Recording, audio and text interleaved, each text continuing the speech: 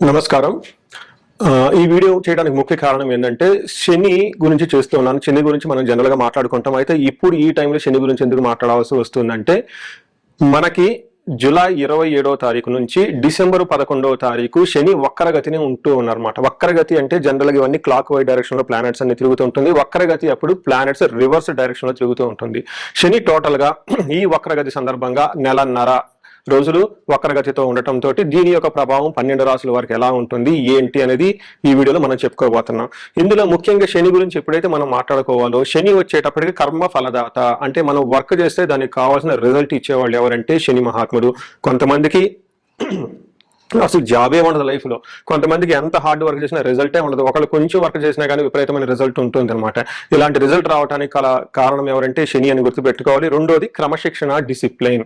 కొంతమంది లైఫ్ లో చాలా డిసిప్లైన్డ్ గా ఉంటారు. ఉదయాన్నే లెగటం, చక్కగా టయానికి భోజనం చేయటం, చక్కగా టయానికి ప్రతిదాన్ని పనిని అవగొట్టడం అలా చేస్తూ ఉంటారు అనమాట. అలా క్రమశిక్షణగా ఉండటానికి, కొంతమంది అసలు క్రమశిక్షణ లేకుండా ఉండటానికి కూడా శనే కారణం అని మీరు గమనించాలి. తర్వాత ఆలస్యము, ఆటంకాలు అని చెప్తారండి. శని ఉండటం వల్ల ప్రతి పని లేట్ అవుతూ ఉంటుంది. శని అంటేనే లేట్ అని ఇంగ్లీష్ లో మీనింగ్ అనమాట. శని చర అంటే స్లోగా మూవ్ అవుతుంటుంది. శని ప్రభావంతో ఎవరైతే ఉంటారో వాళ్ళంతా లేట్ గా ఉంటారు, ఆలస్యంగా ఉంటుంది, పనులు తొందరగా కావు, ఆటంకాలతో ఉంటుంది. చాలా మందికి రకరకాల ఆటంకాలు ఉంటాయి. కొంతమంది ఏ పని చేసినా కానీ ఆటంకాలు లేకుండా చేసేస్తూ ఉంటారు.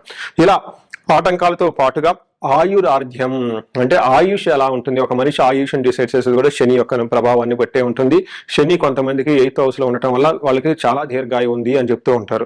లాస్ట్ లో ముఖ్యంగా వైరాగ్యం అంటే మనకి ఏది మంచి, ఏది చెడు, ఏది శాశ్వతంగా ఉంటుంది, ఏది వాలటైల్ అప్పుడప్పుడు వచ్చిపోతూ ఉంటుంది, ఇలాంటి ఒక జ్ఞానం కలగాలన్నా కానీ శని వల్ల కలుగుతూ ఉంటుంది. అయితే శని అనుకూలంగా ఉంటే ఇప్పుడు చెప్పిన వాటిలన్నింటిలో చాలా స్ట్రాంగ్ గా ఉండేసి మంచి జీవితంలో ముందుకెళ్ళిపోతారు.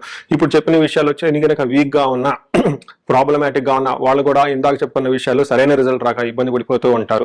ఇలాంటి శని అందరికి ఏలినాటి శని, అష్టమ శని, అర్ధాష్టమ శని ఇలా రకరకాల శనులతో ఇబ్బంది పెడుతూ ఉంటే పాటుగా 3వ స్థానంలో, 11వ స్థానంలో, 6వ స్థానంలో శని ఉండి విశేషమైన యోగ్యతను ఇస్తూ ఉంటారనమాట. ఇంతగా ప్రభావితం చేసే ఈ శని 4.5 మాసాలు రెట్రోగేట్ అంటే వక్రగతిలో ఉండటం వల్ల 12 రాశుల వరకు ఎలా ఉందో మనం తెలుసుకుందాం. నమస్తే. వృషభ రాశి గమనిస్తే చాలా బాగున్న రాశులు వృషభ రాశి ఒకటని మనం చెప్పుకోవాలి. ఎందుకంటే వీళ్ళకి శని 11వ స్థానంలో ఉండి చాలా చక్కటి యోగ్యతను ఇస్తూ ఉన్నారు.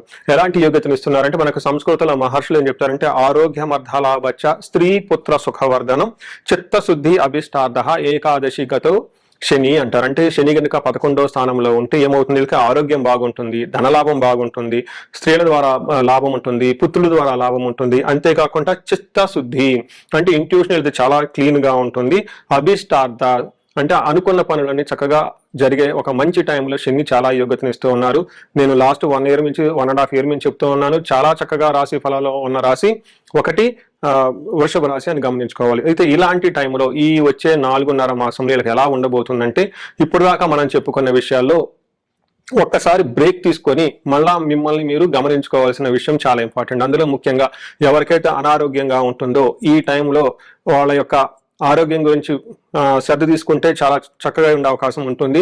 ఎవరికైతే వివాహానికి సంబంధించిన దోషాలు ఏమైనా ఉన్నాయి, ఏదైనా పెళ్లి కాకుండా ఉంటే ఇలాంటి సమయంలో ఈ టైంలో వీళ్ళకి చాలా అనుకూలంగా ఉండే అవకాశం ఉంటుంది.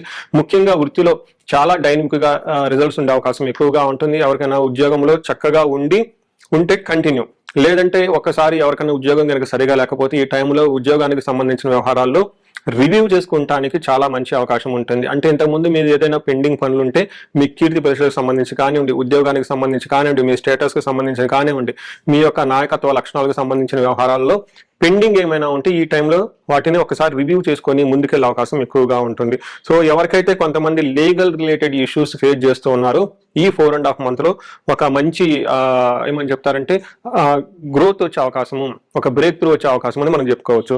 వీటితో పాటుగా ఇంకా పాత బాకీలు ఏమైనా ఉంటే వాటిని వసూలయ్యే అవకాశం ఎక్కువగా ఉంటుంది. మీరు ఎవరికైనా కనుక అప్పులు ఇవ్వాల్సిన ఈ టైంలో చెల్లించే అవకాశం ఎక్కువగా ఉంటుంది. వాయిదా పడిన కోర్టు కేసులు కానివ్వండి, ప్రమోషన్స్, ముఖ్యంగా ఉద్యోగంలో ఎవరికైనా ప్రమోషన్స్ ఇప్పటిదాకా రావాలి అని అనుకుని మీరు వెయిట్ చేస్తుంటే ఈ టైంలో ప్రమోషన్స్ వచ్చే అవకాశం ఎక్కువగా ఉంటుంది. బిజినెస్ పీపుల్ కి పాత కస్టమర్లు మీకు ఏదైనా పెద్ద అగ్రిమెంట్స్ ఇంతకుముందు కావాల్సిన పెండింగ్ లో ఉంటే ఇవన్నీ అయ్యే అవకాశం ఎక్కువగా ఉంటుంది. పాత పరిచయాలు ఏమైనా గనక ఎవరైనా ఉంటే వాటి ద్వారా కొత్త అవకాశాలు వచ్చే అవకాశం ఉంటుంది. దీంతో కాకుండా ఆలస్యమైన దీర్ఘకాలంగా పెండింగ్ లో ఉన్న లక్ష్యాలు, ఆబ్జెక్టివ్స్, యువర్ ఎయిమ్స్ ని ఈ టైంలో నెరవేర్చుకుని ఒక మంచి పొజిషన్లో అయితే మీరున్నారు. ఓవరాల్ గా ఈ యొక్క 4.5 మాసం రోజులు వృషభ రాశి వాళ్ళకి చక్కటిగా ఒక ఏమంటారు అభివృద్ధి పదంలోకి ముందుకు వెళ్ళవలసిన పెండింగ్ పనులన్నీ ఏమైనా పెండింగ్ లో ఉంటే అవన్నీ నిర్విఘ్నంగా పూర్తి చేసి ముందుకెళ్లే ఒక బెస్ట్ టైం అని గమనించాలి. సో ఇప్పటిదాకా మనకి ఈ రాశి వాళ్ళకి ఎలా ఉందో తెలుసుకుందాం, శని గ్రహం యొక్క ప్రభావం. అయితే ఈ రాశి వాళ్ళకి కనుక ఏదైనా ప్రతికూల ప్రభావం ఉంటే వీటి నుంచి ఎలా బయటపడాలనే దానికి కొన్ని పరిహారాలు ఉన్నాయి. ఫస్ట్ పరిహారము సెల్ఫ్ రెమెడీస్, అంటే మీరంతా మీరు చేసుకోగలిగిన రెమెడీస్ కొన్ని ఉంటాయి. అందులో ముఖ్యంగా ఒకటి శని పిప్పలాద స్తోత్రం. చాలా సింపుల్ గా, ఈజీగా ఉంటుంది, చాలా పవర్ఫుల్ గా ఉంటుంది, మీకు నెట్ లో దొరుకుతుంది. అది తీసుకొని సూర్యోదయం సూర్యాస్తమం టైం 2 పూట్ల కనుక చదువుతూ ఉంటే శని పెట్టే బాధల నుంచి చాలా వరకు బయటపడిపోతారు. రెండోది పరిహారం ఏంటంటే హనుమాన్ చాలీసా చదవటము లేదా హనుమాన్ కార్యసిద్ధి మంత్రం అని మీకు నెట్ లో ఉంటుంది. ఇది 21 టైమ్స్ ప్రతిరోజు చదవగలిగితే చాలా బాగుంటుంది. వీటితో పాటుగా శనివారం మీరు నవగ్రహాల దగ్గర శనిమూర్తి ఉంటారు. ఈ శనిమూర్తికి తైలాభిషేకం చేయటం చాలా చాలా ఉత్తమం.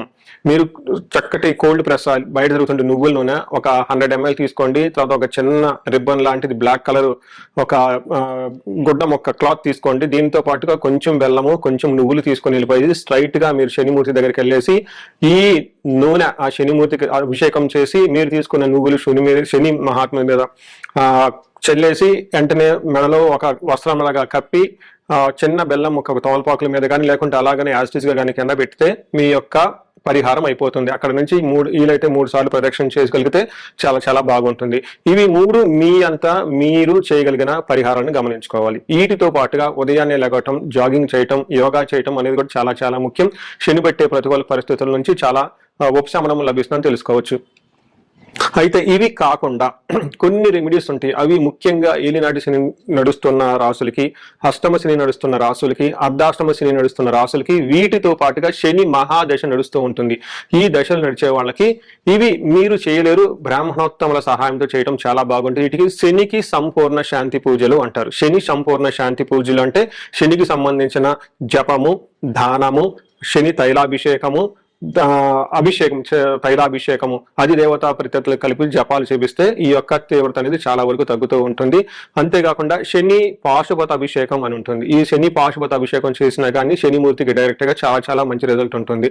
ఇవి కాకుండా ఇండివిడ్యువల్ గా మీ యొక్క లైఫ్ లో శని చాలా మంచి పొజిషన్ లో ఉండి కానీ స్టిల్ మీరు ఇబ్బంది పడుతూ ఉంటే గనక ఇప్పుడు చేయవలసిన పద్ధతి ఏమిటంటే ఒక్కసారి మీ యొక్క ఇండివిడ్యువల్ జాతకం చూపించుకోండి. అందులో ఇంకా ఈ యొక్క శని బాధలతో పాటు వేరే నడుస్తున్న దశల వల్ల, అంతర్దశల వల్ల కానీ లేదంటే వేరే ఈ టైంలో ఏదైనా యోగాలు కానీ శాపాలు కానీ యాక్టివేట్ అయ్యి ఉండటం వల్ల ఇంకా వేరే గ్రహాల వల్ల ఏమైనా ఇబ్బందులు ఉన్నాయో తెలుసుకొని వాటికి చక్కటి పరిష్కారం చేసుకోవటం ద్వారా ఈ శని పెట్టే బాధల నుంచి చాలా వరకు ఉపశమనం లభిస్తుంది. మీకు ఇంకా ఏమైనా కనుక ప్రాబ్లమ్స్ ఉంటే లేదంటే సమస్యలు ఉంటే ఈ కింద కనిపిస్తున్న నెంబర్ ద్వారా మీరు నన్ను కనెక్ట్ అవ్వచ్చు. మీ అందరికి అష్టైశ్వర్యాలు కలగాలని, భోగభాగ్యాలు కలగాలని, అందరూ చక్కగా ఉండాలని చెప్పేసి నేను కోరుకుంటున్నాను. నమస్తే.